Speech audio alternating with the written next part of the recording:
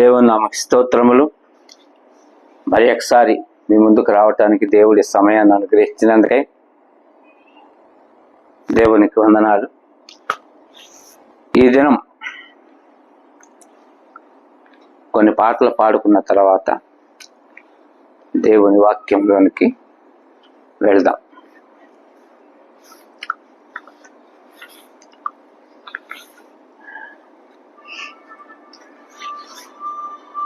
చిన్న ప్రార్థన. మహాపరిశుద్ధుడా, మహోన్నతుడా, మహిమగల దేవానికి స్తోత్రం. పాడుచున్నది నేను కాదు ప్రభా, నీవు నాలో ఉండి నీ మాటలను పాటలుగా మలచి ఆలపించుచున్నందుకే స్తోత్రములు. ఈ పాటలను వినే చెవిని, గ్రహించే హృదయమును, లోబడి మనస్సును, పాడే స్వరమును వినుచున్న నీ ప్రజలందరికీ కూడా అనుగ్రహించమని, నీ చిత్తమంతయు మా ఏడల నీవు నెరవేర్చుకుని నీవే నీ పరిశుద్ధ నామను మహిమ పొందుకోమని యేసయ్య పరిశుద్ధ నామను ప్రార్థించి వేడుకొంచున్నాం. ఆమేన్. స్తోత్రం.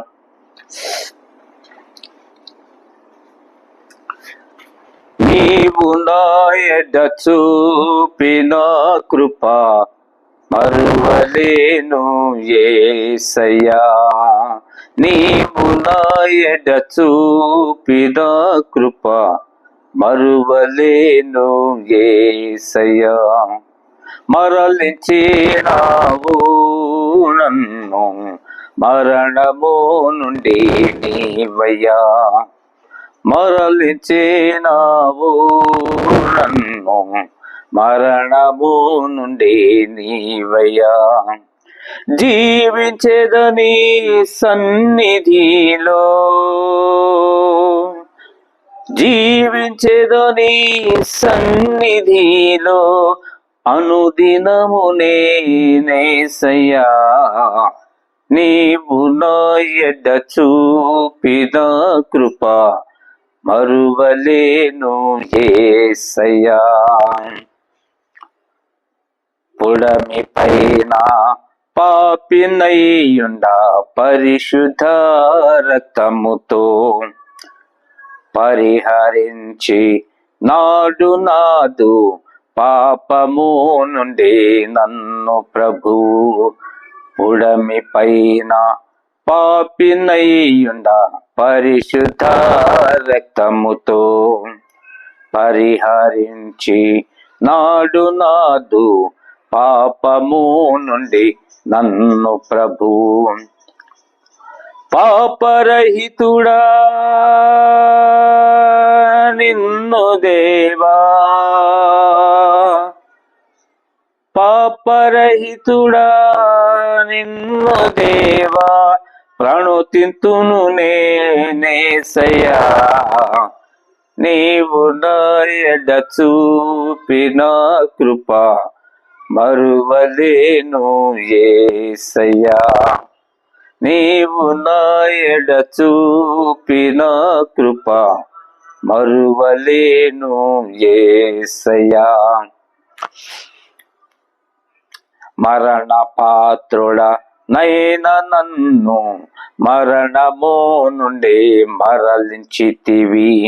మహిమ రాజ్యము లోకి చేర్చ నిత్య జీవము నాకు ఇచ్చిన మరణ పాత్రుడా నైన నన్ను మరణము నుండి మరలించితివి. మహిమ రాజ్యము లోకి చేర్చ నిత్య జీవము నాకు ఇచ్చిన నీతి సూర్యుడా నిన్ను దేవా. నీతి సూర్యుడా నిన్ను దేవా, నుతింతును నేనేసయ్యా. నీవు నా ఎడ చూపిన కృప మరువలేను యేసయ్యా. నీవు నా ఎడ చూపిన కృప మరువలేను యేసయ్యా. మట్టినైనా నన్ను నీవు మలచినావు, మనిషిగా ఇచ్చినావు నీదు రూపం ఉంచినావు నీదు ఆత్మను, మట్టినైనా నన్ను నీవు మలచినావు, మనిషిగా ఇచ్చినావు నీదు రూపం, ఉంచినావు నీదు ఆత్మను. ఆత్మతోనే నిన్ను దేవా, ఆత్మతోనే నిన్ను దేవా ఆరాధింతును యేసయ్యా. నీవు నా ఎడ చూపిన కృప మరువలేను యేసయ్యా. నీవు నా ఎడ చూపిన కృప మరువలేను యేసయ్యా. మరలించినావు నన్ను మరణము నుండి నీవయ్యా, మరలించినావు నన్ను మరణము నుండి నీవయ్యా. జీవించెదని సన్నిధిలో, జీవించెదని సన్నిధిలో అనుదినము నేనేసయ్యా. నీవు నా ఎడ చూపిన కృప మరువలేను యేసయ్యా. నీవు నా ఎడ చూపిన కృప మరువలేను యేసయ్యా.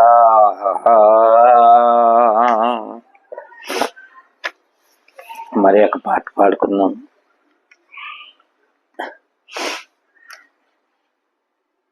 నీ వాక్యమే నన్ను సరిచేయుచున్నది, నీ వాక్యమే నన్ను సరిచేయుచున్నది, నీ జీవవాయువే నన్ను బ్రతికించుచున్నది. నేనందుకే నిన్ను సేవించుచున్నాను. నే తిరిగి లోకములో చెడిపోచుండగా నీ వాక్యమే నన్ను సరిచేయుచున్నది, నీ జీవవాయువే నన్ను బ్రతికించుచున్నది. నేనందుకే నిన్ను సేవించుచున్నాను. నే తిరిగి లోకములో చెడిపోచుండగా నీ వాక్యమే నన్ను సరిచేయుచున్నది.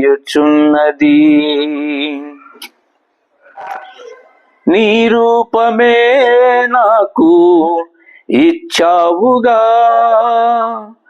నీ ఆత్మతో నన్ను నింపావుగా.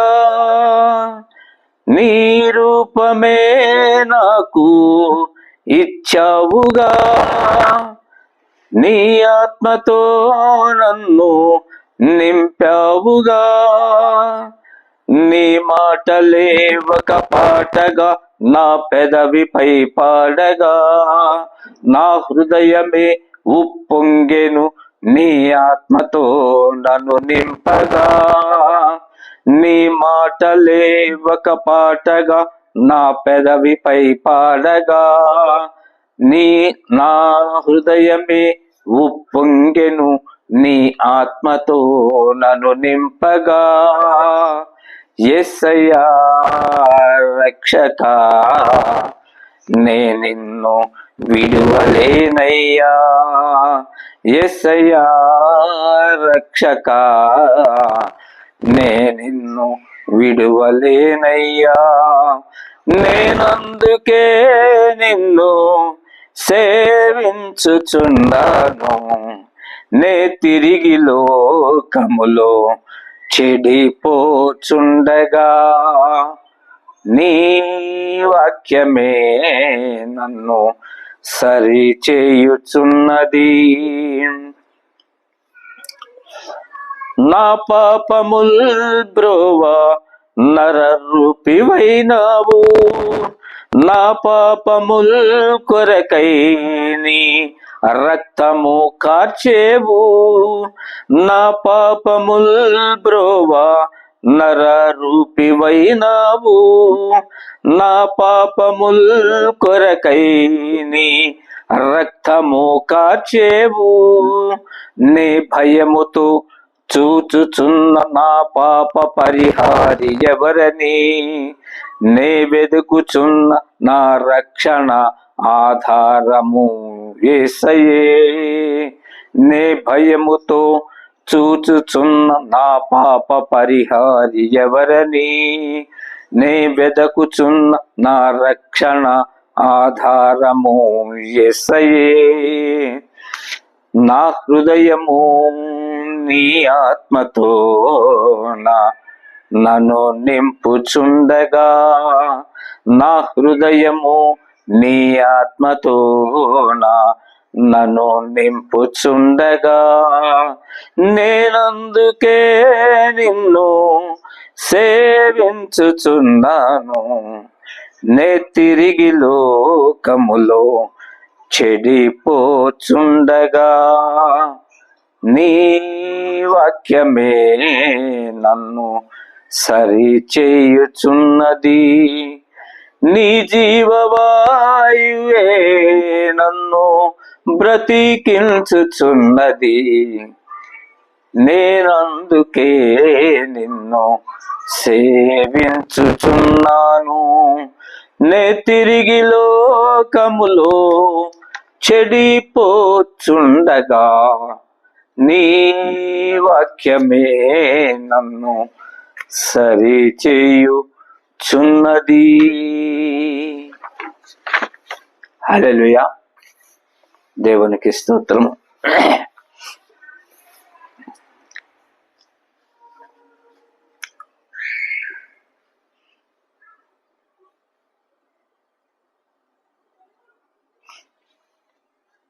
హల్లెలూయా, స్తోత్రం.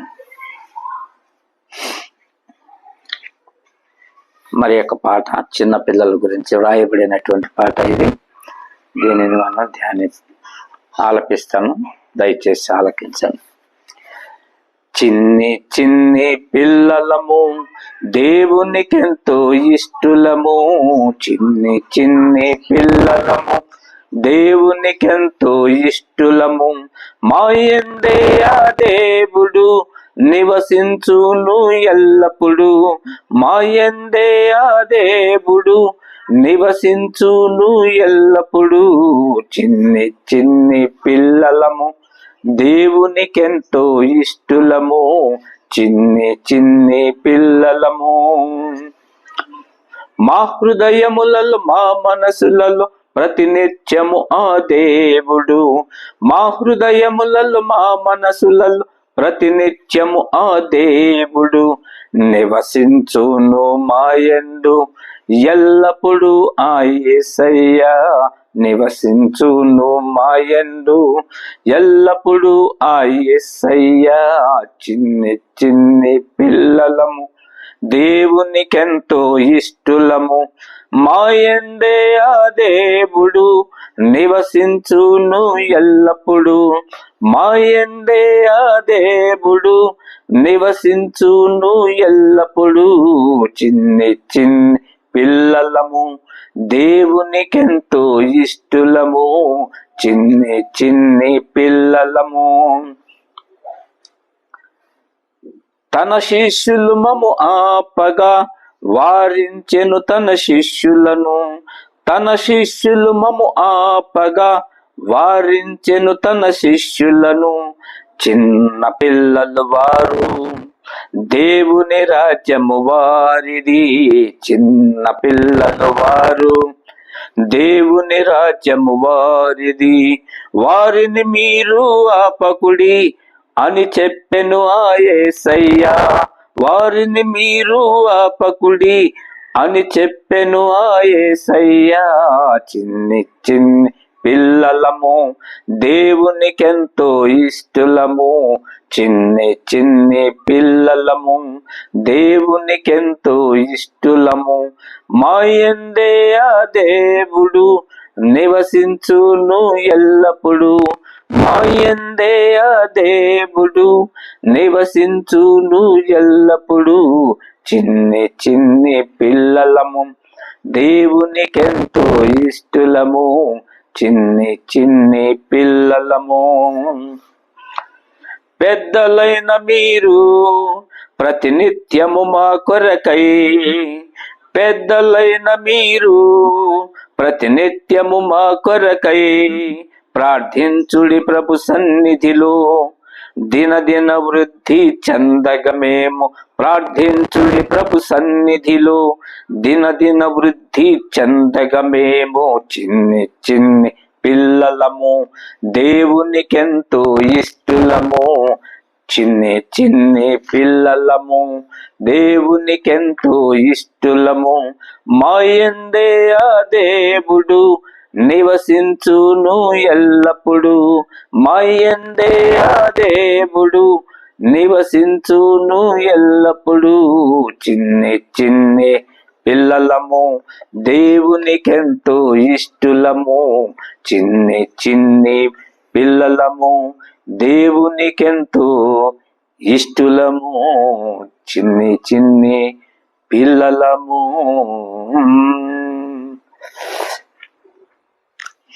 దేవునికి స్తోత్రం. హల్లెలూయా.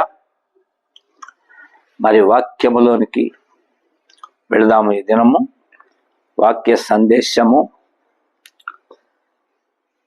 క్రీస్తు ఈ లోకమునకు ఎందు నిమిత్తము వచ్చాను. సందేశం, క్రీస్తు ఈ లోకమునకు ఎందు నిమిత్తము వచ్చాను. పాపులను రక్షించుటకు. పాపులను రక్షించుటకు ఏ విధముగా వచ్చెను? ఏ విధముగా వచ్చెను? కుమారునిగా. పాపులు ఎవరు? పాపులు ఎవరు? మానవులు, నరులు. మానవుల చేత పాపము చేయించువాడు ఎవరు? అపవాది, సాతాను. ఎందు నిమిత్తము నరుల చేత సాతాను పాపము చేయించుచున్నాడు. ఎందు నిమిత్తము నరుల చేత సాతాను పాపము చేయించుచున్నాడు. పరలోకమునకు చేరకుండా నరుల చేత పాపము చేయించుచున్నాడు. నరులు పరలోకమునకు వెళ్లకుండా నరుల చేత పాపము చేయించుచున్నాడు. ఎందు నిమిత్తము చేయించుచున్నాడు.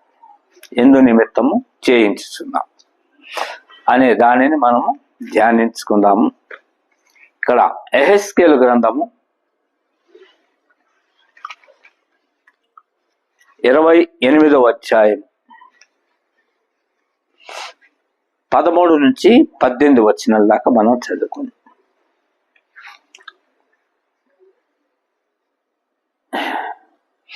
యెహెజ్కేలు గ్రంథము 28వ అధ్యాయము 13వ వచనం నుంచి 18 దాకా.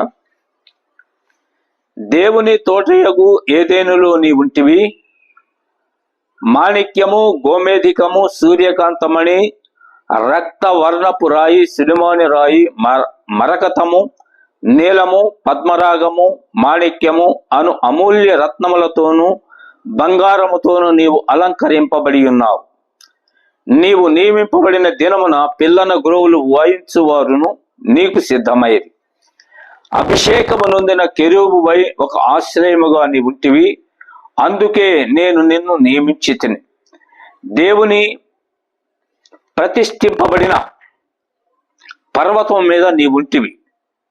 కాలుచున్న రాళ్ల మధ్యను నీవు సంచరించుచుంటివి. నీవు నియమింపబడిన దినము మొదలుకొని పాపము నీ యందు కనబడు వరకు ప్రవర్తన విషయంలో నీవు యథార్థవంతుడివిగా ఉంటివి. అయితే నీకు కలిగిన విస్తారమైన వర్తకము చేత లోపల నీవు అన్యాయము పెంచుకొని పాపము చేయుచు వచ్చితివి. కనుక దేవుని పర్వతము మీద నీవు ఉండకుండా నేను నిన్ను అపవిత్రపరచితిని. ఆశ్రయముగా ఉన్న కెరూబు, కాలుచున్న రాళ్ల మధ్యను నీవికను సంచరింపవు. నిన్ను నాశనము చేసి తిని. నీ సౌందర్యము చూచుకొని నీవు గర్వించిన వాడవై నీ తేజస్సు చూచుకొని నీ జ్ఞానమును చిరుపుకొంటివి. కావున నేను నిన్ను నేలను పడవేసేదను, రాజులు చూచుచుండగా నిన్ను హేళనకు అప్పగించేదను. నీవు అన్యాయముగా వర్తకము జరిగించి కలుగ చేసుకున్న విస్తార దోషముల చేత నీవు నీ పరిశుద్ధ స్థలమును చెరుపుకొంటివి కనుక నీలో నుండి నేను అగ్ని పుట్టించేదను, అది నిన్ను కాల్చివేయును. జనులందరూ చూచుచుండగా దేశము మీద నిన్ను బూడిదగా చేసేదను.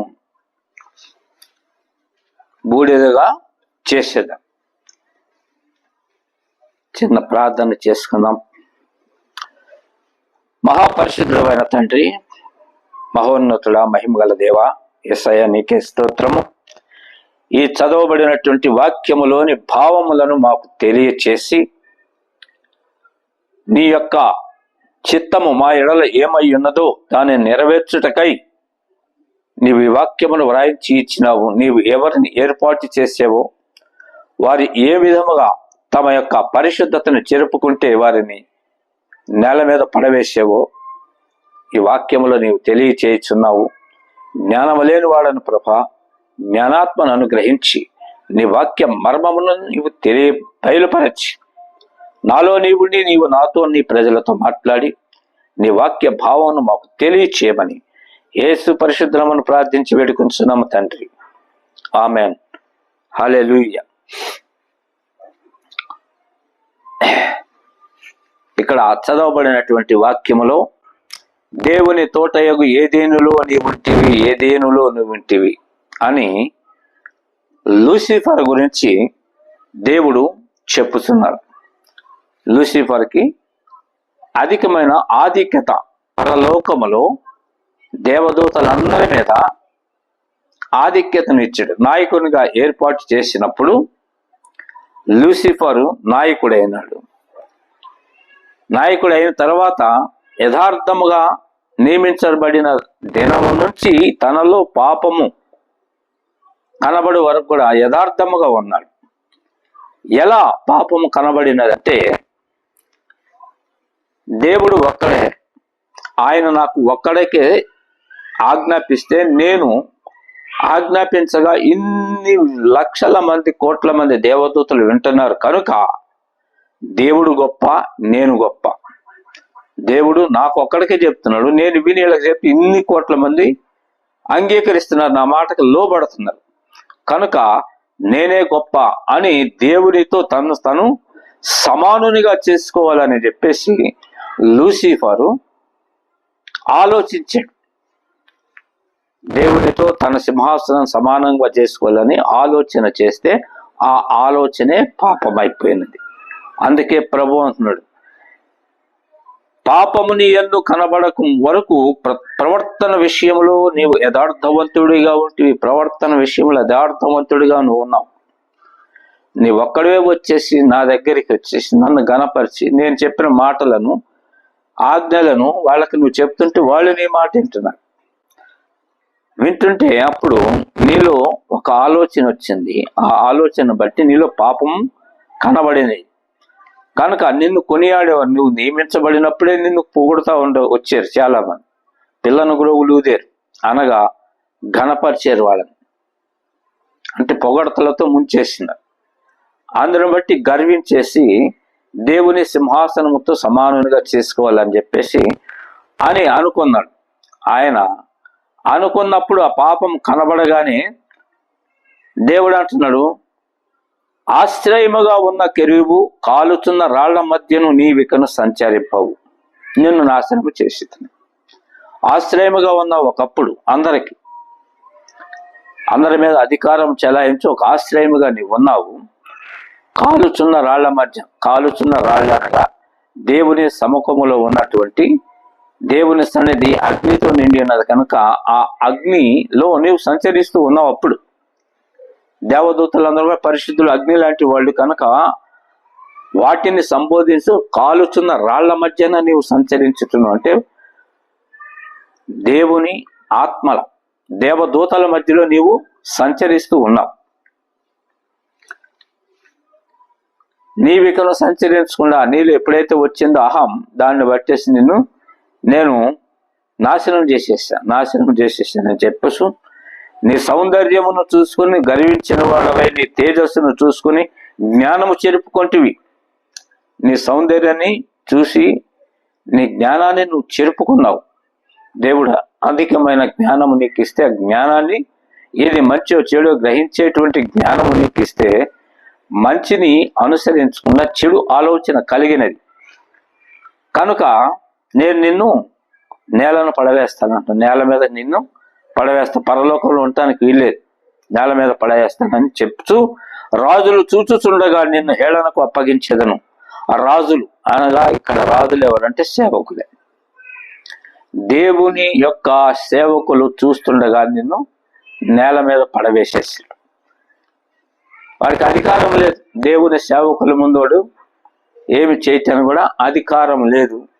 అపవాదిగా మారిపోయాడు కనుక వాడికి ఏ విధమైన అధికారం లేదని చెప్పేసి తెలియచేస్తూ, నీవు అన్యాయముగా వర్తకము కలుగజేసుకొని నా విస్తార దోషముల చేత నీవు నీ పరిశుద్ధ స్థలమును చేరుకుంటివి.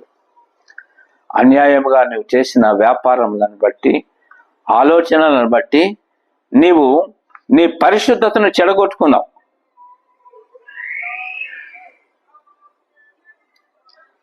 నీ పరిశుద్ధ స్థలమును నీవు చెరుపుకుంటే కనుక నీలో నుండి అగ్ని పుట్టించేదని అది నిన్ను కాల్చివేయను. నీలో నుండి అగ్ని పుట్టి అది నిన్నే కాల్చేస్తుంది. జనులందరూ చూడగా దేశం మీద నిన్ను బూడిదగా చేసేదను. జనులందరూ చూస్తుండగా ఆ దేశం మీద నిన్ను బూడిదగా చేస్తాను.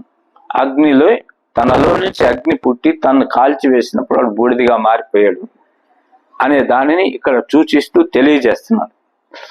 కాలిపోయిన మనిషిని చూస్తే మనకి భయం పుడుతుంది. ఎవరికైనా అంత వికృతముగా ఉంటారు కనుక ఆ విధముగా నిన్ను నేను చేశానని చెప్పేసి తెలియజేస్తున్నాడు. ఎందుకు చేసాడు అంటే తన్ను తాను హెచ్చించుకున్నాడు. దేవుడిచ్చిన ఆధిక్యతను తన్ను తాను హెచ్చించుకోవటానికి ఉపయోగించాడు. అది యెషయా గ్రంథము 14వ అధ్యాయము, యెషయా గ్రంథము 14వ అధ్యాయం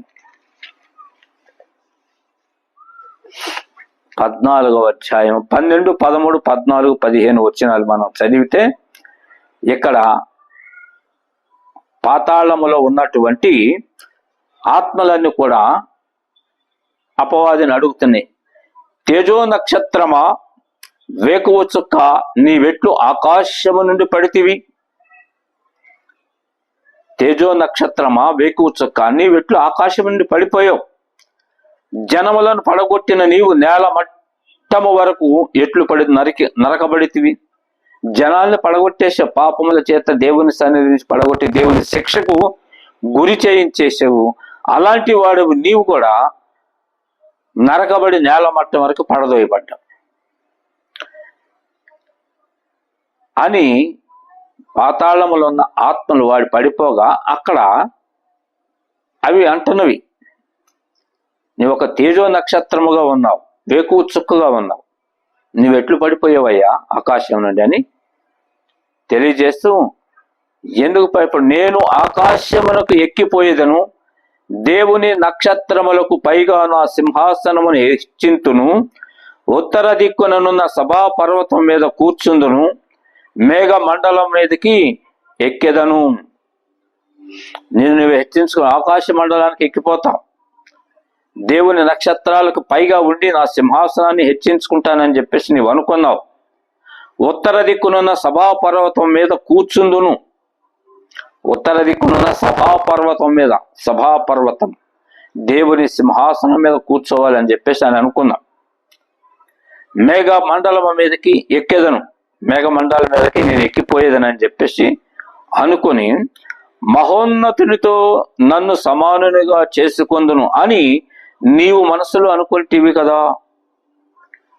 మహోన్నతునితో నేను సమానునిగా చేసుకుంటానని చెప్పేసి అని నీవు నీ మనసులో అనుకున్నావు, బయటికి అనలా, మనసులో అనుకున్నావు. మనసులో అనుకున్న దాన్ని దేవుడు గ్రహించాడు.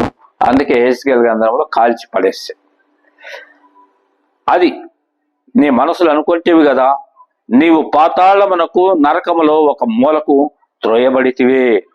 పాతాళములో, నరకములో ఒక మూలకు త్రోయబడ్డావు, నువ్వు ఒక మూలకి త్రోయబడ్డావు అని ఇక్కడ యెషయా గ్రంథంలో చెప్పుతున్నదే. యెహెజ్కేలు గ్రంథంలో దేవుడు వాడిని ఆధిక్యత, దేవదూతలు అందరి మీద ఆధిక్యత ఇస్తే వాడు తన ఆధిక్యతను పోగొట్టుకొని మనసులో ఈ విధంగా ఆలోచన చేసినప్పుడు వాడు నరకములో ఒక మూలకే త్రోయబడినట్టుగా తెలియబడతాడు. అందు నిమిత్తమే మనుషులను దేవుని రాజ్యములోనికి పోకుండా పాపము చేయించుచు దేవుని శిక్షకు గురి చేస్తున్నాడు అపవాది. ఎందుకంటే ఆ పరలోకం ఎంతటి ఆనందంతో నిండి ఉన్నదో వానికి తెలుసు గనక, నాకు లేని ఆనందం ఆయన రూపు కలిగినటువంటి మనుషులకు ఎందుకు ఇవ్వాలి అనే ఆలోచనతో వాడు నరుల చేత పాపము చేయిస్తున్నాడు. అయితే ఆ పాపము నుండి విడుదల కలిగించుట కొరకు ప్రభువైన యేసు క్రీస్తు ఏ విధముగా వచ్చాడంటే కుమారునిగా వచ్చాడు. కుమారుడు, కుమారుడు, కు ప్లస్ అమరుడు, కుమారుడు. కు అనగా కుతంత్రములను చంపువాడు, కుతంత్రములను మారుడు అనగా చంపువాడు. మారుడు అంటే చంపువాడు, కుమారుడు కుతంత్రములను చంపువాడు అని అర్థం. కుమారుడు అనగా మానవులలో ఉన్నటువంటి కుతంత్రము కల్పించుకొని ఇతరులు మోసం చేసే ఆలోచనలు కలిగిన వాటి అన్నిటి నుంచి తొలగించడం కోసమే యేసు ప్రభు కుమారునిగా ఈ లోకమునకు వచ్చినాడు. ప్రసంగి గ్రంథము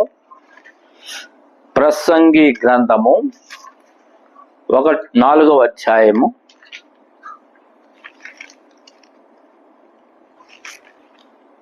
4వ అధ్యాయము 1వ వచనం.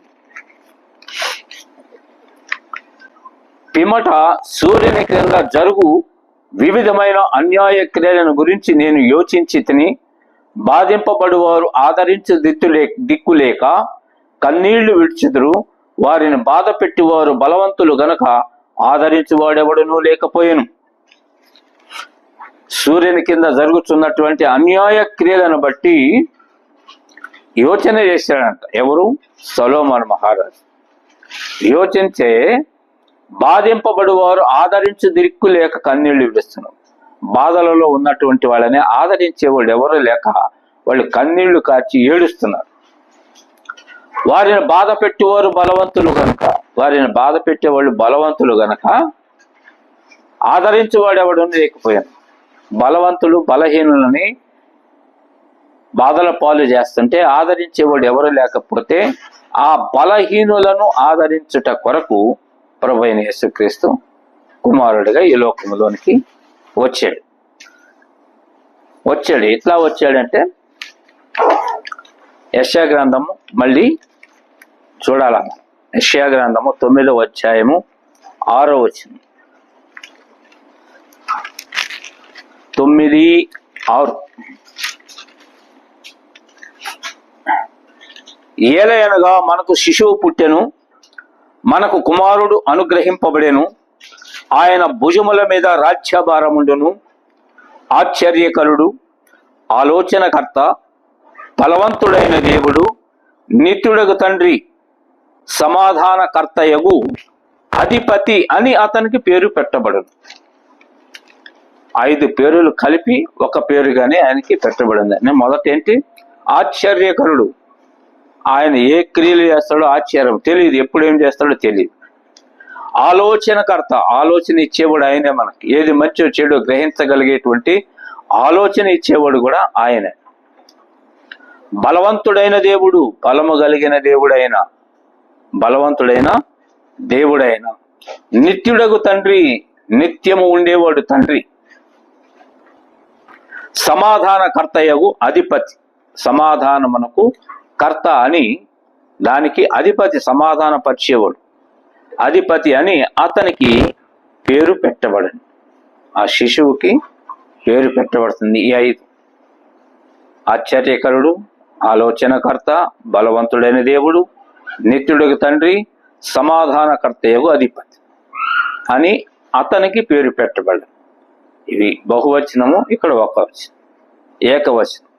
యేసు ప్రభు వీటన్నిటికీ కారకుడు అని చెప్పేసి తెలియచేస్తూ 7వ అధ్యాయం 14వ వచనములు అంటాడు. కాబట్టి ప్రభు తానే ఒక సూచన మీకు చూపును, ఆలకించడు. కన్యక గర్భవతి అయి కుమారుని కని అతనికి ఇమ్మానుయేలు పేరు పెట్టును. ఇమ్మానుయేలు, కన్యక గర్భవతి అయి కుమారుని కట్టది, ఆయనకి ఇమ్మానుయేలు పేరు పెడతారంటే ఇమ్మానుయేలు అనగా దేవుడు మనకి తోడు, యేసు ప్రభువే మనకు తోడుగా ఉన్నాడని చెప్పేసి తెలియజేస్తున్నాడు. అదే యెషయా గ్రంథము 52వ అధ్యాయము 6వ వచనములో మనం చూసినట్లయితే 52:6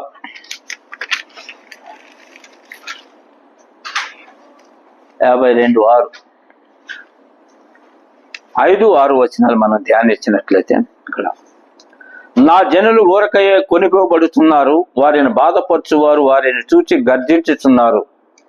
ఇదే యెహోవాకు దినమెల్లా నా నామం దూషించబడుచున్నది, కావున ఇచ్చట నేనేమి చేయవలెను?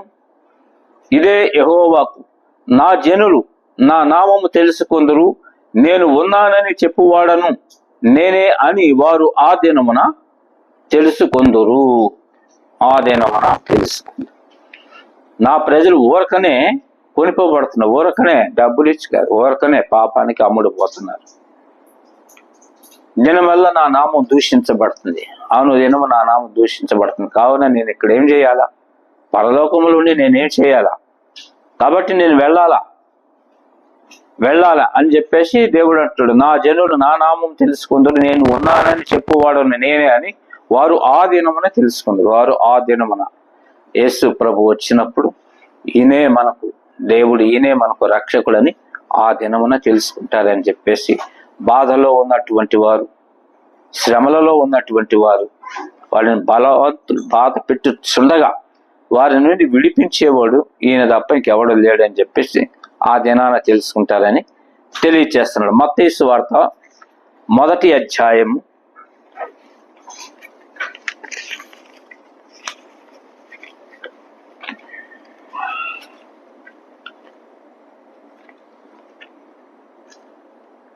21,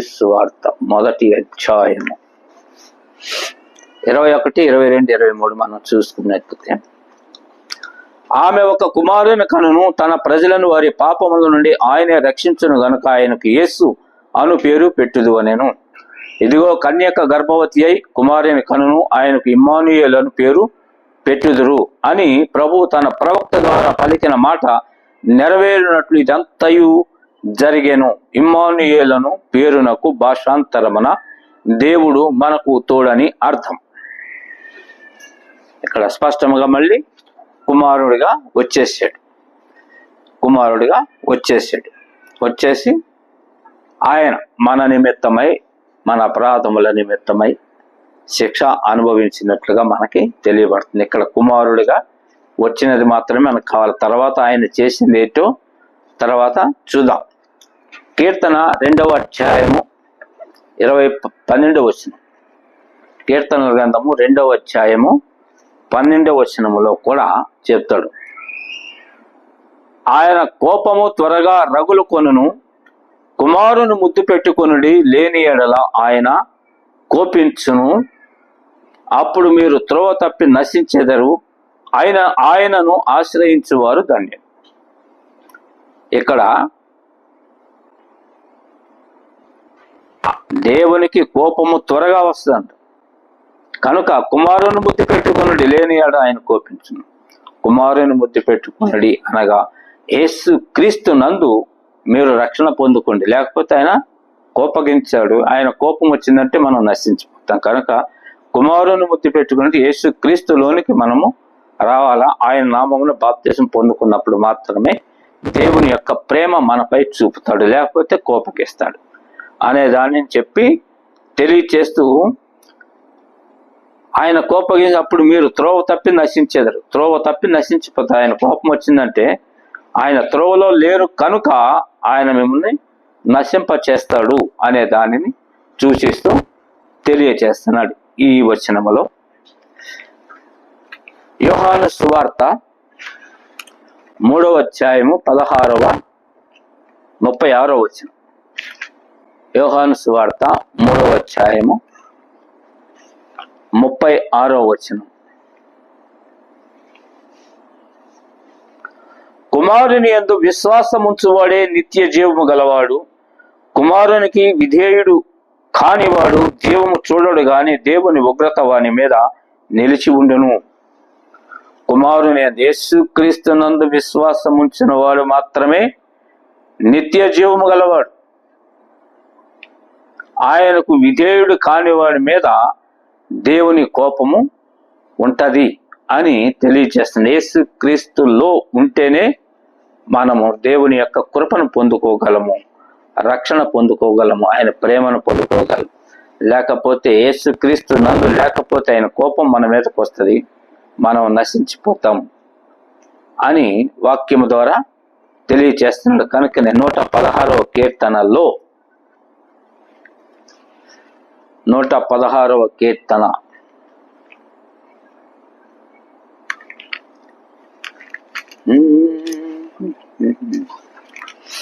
116వ కీర్తన 13వ వచనం. 13వ వచనం. రక్షణ పాత్రను చేత పుచ్చుకొని యెహోవా నామమున ప్రార్థన చేసేదను. కదా, రక్షణ దేవుడు ఇచ్చినటువంటి రక్షణ పాత్రను చేత పట్టుకొని ఆయన సన్నిధిలో ప్రార్థించినప్పుడు మాత్రమే నరులకు మేలు కలుగుతుంది, నిత్య జీవమునకు వారసులవుతారు, ప్రభు రాజ్యములో ప్రవేశించటానికి అర్హత కలుగుతుంది.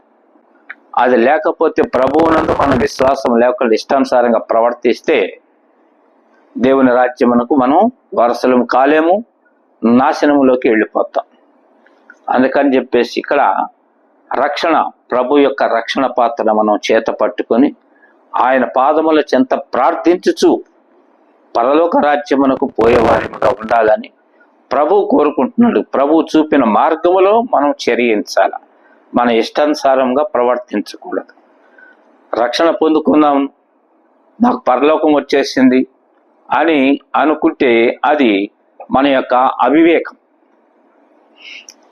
రక్షణ పొందుకున్న తర్వాత ఆయన మార్గములో ఆయన వాక్యమునకు లోబడి జీవించాలి. కానీ రక్షణ తీసుకున్న నాకేం కాదు, నేను పరలోకంలోకి వెళ్ళిపోతా అని చెప్పేసి ఆలోచన చేసుకునేటువంటి మనస్తత్వం ఎవరికైనా ఉంటే అది అమాయకత్వం. రక్షణ పొందిన తర్వాత దేవుని కట్టలను అనుసరించి నడుచుకోవాలి. లేకపోతే మళ్ళీ మార్గం తప్పేసి లోకంలోనికి వెళ్ళిపోతే శిక్షలోకి వెళ్ళిపోతాడు. రక్షణ పొందుకొని కూడా ప్రయోజనం ఉండదు కదా. ఆ విధముగా రక్షణ పొందుకొని పాపంలో పడిపోవచ్చున్న మన సహోదరులు సహోదరులు అనేక మంది కలరు. వారి నిమిత్తం మనం ప్రార్థన చేయాలి. వారి నిమిత్తం మనం ప్రార్థించే వారిగా, అయ్యా నీ కుమారులు నీ కుమార్తెలు, నా సహోదరి సహోదరులు నీ రక్షణ పొందుకొని కూడా మరలా లోకంలోకి వెళ్తున్నారయ్యా, దయతో వారిని క్షమించి మరలా మారు మనస్సును అనుగ్రహించి నీ పాద సన్నిధిలోకి నడిపించుకయ్యా. నీ యందు భయభక్తులు కలిగి నీ వాక్యమునకు అనుకూలముగా జీవించే వారిగా, వారిలో ఉన్నటువంటి దుష్టుని ఆలోచనలన్నిటిని లయపరచి వారిలో ఉన్న నీకు ఆయాసకరమైన మార్గములన్నింటిని తొలగించి వేసి వారికి నీ రక్షణ అనుగ్రహించు ప్రభు అని చెప్పేసి మనకు ఇచ్చిన రక్షణను బట్టి మనము దేవుని సన్నిధిలో మన సహోదరి సహోదరుల కొరకు, మన కాపరుల కొరకు, అందరి కొరకు ప్రార్థన చేసేవారిగా ఉండాలని చెప్పేసి దేవుడు ఇక్కడ కోరుతున్నాడు. ఎందుకు క్రీస్తు లోకానికి ఎందుకు వచ్చాడనంటే మనల్ని రక్షించి నశించి పోవచ్చున్న మనకు తన రక్షణ ఇచ్చి తన రాజ్య వారసులుగా చేసుకోవాలని చెప్పేసి దేవుడు వచ్చాడు. యేసు ప్రభు కుమారుడిగా వచ్చేసాడు. కుమారుడు అనగా కు ప్లస్ అమరుడు, కుమారుడు కుతంత్రములను చంపువాడు. మానవులలో ఉన్నటువంటి కుద్ తంత్రము కలిగించుకొని దేవుని విడిచిపెట్టేసి లోకంలోనికి వెళ్ళిపోతున్నటువంటి వారిని రక్షించటం కోసమే ప్రభువైన యేసుక్రీస్తు మనలో ఉన్న లోక సంబంధమైనటువంటి క్రియలన్నింటిని నశింపచేసి ఆయన పరిశుద్ధపరిచి మన పాపముల నిమిత్తమై తన యొక్క పరిశుద్ధ రక్తమును కార్చి తన ప్రాణమును బట్టి మనల్ని రక్షించుకుంటున్నాడు కనుక ఆయన యందు మనం విశ్వాసము కలిగి ఆయన రక్షణ పొందుకొని ప్రార్థించే వారిగా ఉండాలని చెప్పేసి, ఆయన రాజ్య వారసులు కావాలని చెప్పేసి ప్రభు కోరుకుంటున్నాడు కనుక ఆ విధముగా ఉండటానికి మనము దేవుని సన్నిధిలో అనుదినము ప్రార్థించుచు, ప్రార్థన లేకుండా మనం ఏమీ చేయలేం. ప్రార్థించుచు ప్రభు రాజ్యమునకు వారసులుగా అవటానికి మనం అర్హత సాధించుకున్నాం. ఆ విధముగా పరిశుద్ధాత్మ దేవుడు మనకి సహాయం చేయనుగాక. చిన్న ప్రార్థన. మహోన్నతుడా, మహిమగల దేవా, నీకే స్తోత్రము. ఇదిగో నా ప్రభా, ఈ దినము నా తండ్రి, నీవు కుమారునిగా దేని నిమిత్తం ఈ లోకమునకు వచ్చినావు? మానవుల పాపము నిమిత్తము. మానవుల చేత పాపము చేయించువాడెవరు? వాడు ఏ స్థితిలో ఉన్నాడు, ఏ స్థితిలో ఉండి ఏ స్థితిలోకి పడిపోయినాడు, ఇవన్నిటిని కూడా యెహెజ్కేలు గ్రంథము నుంచి, యెషయా గ్రంథం నుంచి మాకు తెలియచేసినందుకు స్తోత్రములు. వాటిని మననము చేసుకుంటూ మేము నీ సన్నిధిలో ప్రార్థించుచు, మాలో నీకు ఆయాసకరమైన ఆలోచనలు, తలంపులు, మార్గములు ఏవైనా ఉంటే దయతో క్షమించి వాటినన్నిటిని మా నుండి తొలగించి నీ పరిశుద్ధాత్మ శక్తి చేత నింపి మేము అనుదినము నీ సన్నిధిలో మా సహోదరి సహోదరులందరి కొరకు, వారి రక్షణ కొరకు, రాజుల రక్షణ కొరకు, అధికారుల రక్షణ కొరకు ప్రార్థించే వారిగా ఉండేలాగా ప్రార్థనాత్మతో మమ్మల్ని నింపమని, మరి నీ సన్నిధి మాకు నిరంతరము అనుగ్రహించుచు, ప్రార్థనా విజ్ఞాపనలు చేయుచు యాచించే వారిగా ఉండేలాగున నీ ఆత్మతో మమ్మల్ని నింపి నడిపించమని, నీ చిత్తమంతయు మా ఎడల నీవు నెరవేర్చుకో. నీవే నీ పరిశుద్ధ నామమునకు మహిమగ్రత ప్రభావాలు పొందుకోమని యేసు క్రీస్తు పరిశుద్ధ నామమున ప్రార్థించి వేడుకొనుచున్నాము తండ్రి. Amen, amen, amen. హల్లెలూయా. స్తోత్రం, స్తోత్రం.